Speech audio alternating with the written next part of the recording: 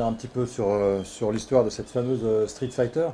Donc c'est le Desmo Stradale qui équipe la Panigale. Ouais. Combien de chevaux? 208 chevaux. Combien exactement? 208. Pour parfaire le tout, tu verras qu'il y a 70% du couple qui est déjà présent à 4000 tours, et encore une fois grâce à la compétition, quoi. Donc tout ça, ça va permettre à des pièces mobiles dans le moteur de fournir encore plus, d'être encore plus résistante. 208 chevaux. 208. 208 Voilà. chevaux. Avec 123 Nm, bon, ça devrait te permettre de t'extraire des courbes avec 208 chevaux. Avec 208 chevaux. Plutôt correctement. Là. Ouais. Bon, je vais les voir, les 208 chevaux. D'accord. 208 chevaux. 208 chevaux, t'es là 208 chevaux, bonjour 208 chevaux. 208 chevaux, 208 chevaux, 208 chevaux, 208 chevaux, 208 chevaux.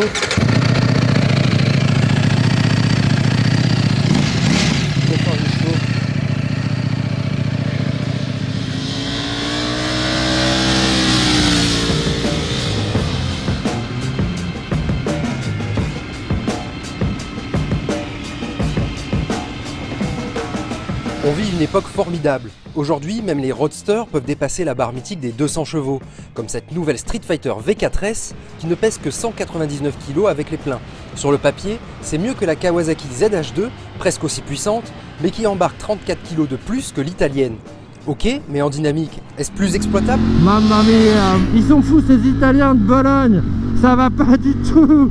Elle est dingue cette machine, c'est vraiment le Street Fighter à l'état pur, la sportive déshabillée à laquelle on a flanqué un gros guidon, parce que ce roadster, ce hyper roadster, ce joker, il est diabolique, il est vraiment diabolique. Déjà, il a un Desmo Zedici Stradale qui est hyper expressif.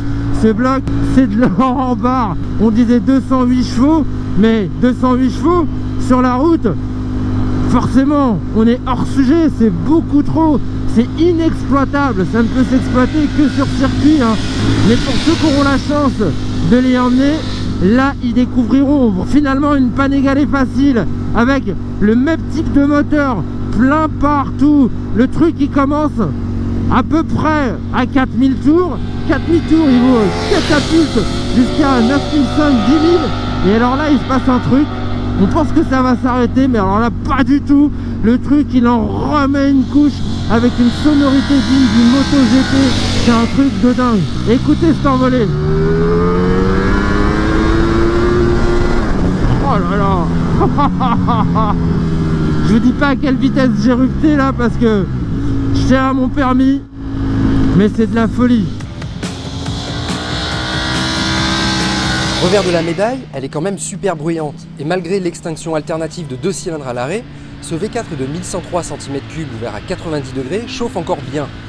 En outre, en fonction des modes de conduite race, sport et street, même si l'on peut moduler la réponse à l'accélérateur électronique, ce moteur est on-off à l'ouverture. Il ne peut donc s'exploiter sans sa flopée d'assistance. Heureusement qu'il y a tout ce package électronique, package électronique de dernière génération chez Ducat. Alors il y a tout ce qu'il faut, ma bonne dame. Allez, je vous mets un petit peu de frein moteur, je vous mets un petit peu de modulation de réponse moteur, de l'anti-wheeling, de l'ABS, du traction control, du contrôle de la glisse en sortie de virage pour la faire tourner un petit peu plus. Ça, c'est pas mal de tout. Le quick shifter, tout ça bien entendu géré par la centrale inertielle. Alors honnêtement là sur la route, j'ai trouvé ces assistances très pertinentes. J'ai eu un petit peu de mal avec le quick shifter au départ. En fait, faut bien décomposer les mouvements pour que ça s'enclenche parfaitement à la montée, au rétrogradage RAS. Et heureusement aussi qu'elle est super bien chaussée là et extrêmement bien suspendue. Là sur la route, je trouve que les suspensions, elles sont très bien adaptées au mode de conduite.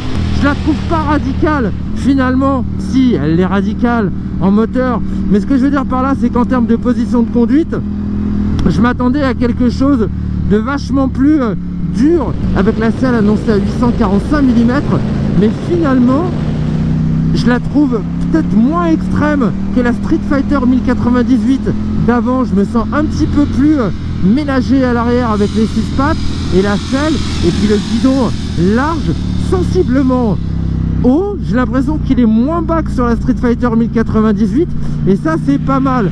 Bon, par contre, au niveau des papates, là c'est clair, elles sont relevées, limite comme sur la Panigale. Mais on peut bouger, c'est ça qui est bien. On peut vraiment pas mal bouger sur la bécane, c'est cool.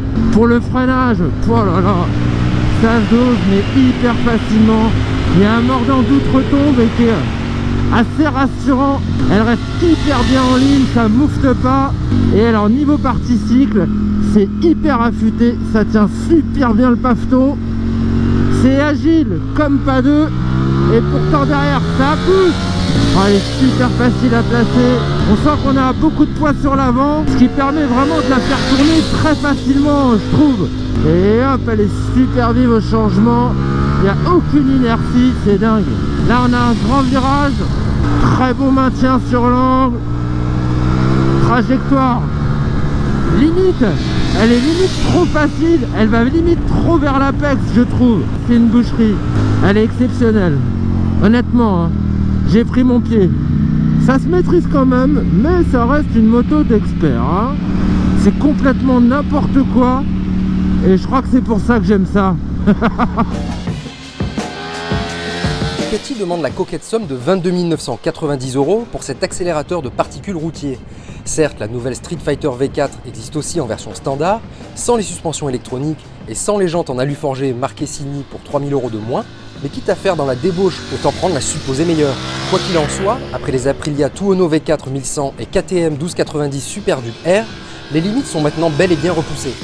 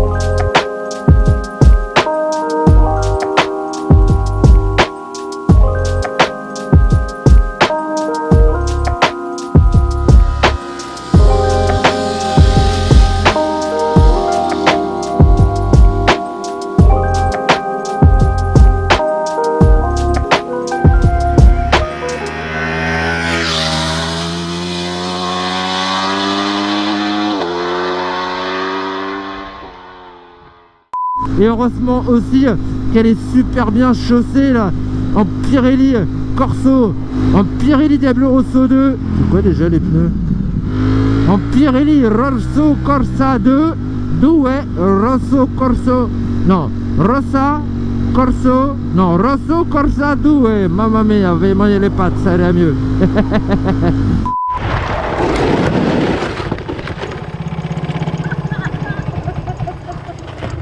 Oh merde. Ah, ça devait arriver. Ça doit pas... Ah, Julien. Ah merde. Julien. 208 chevaux.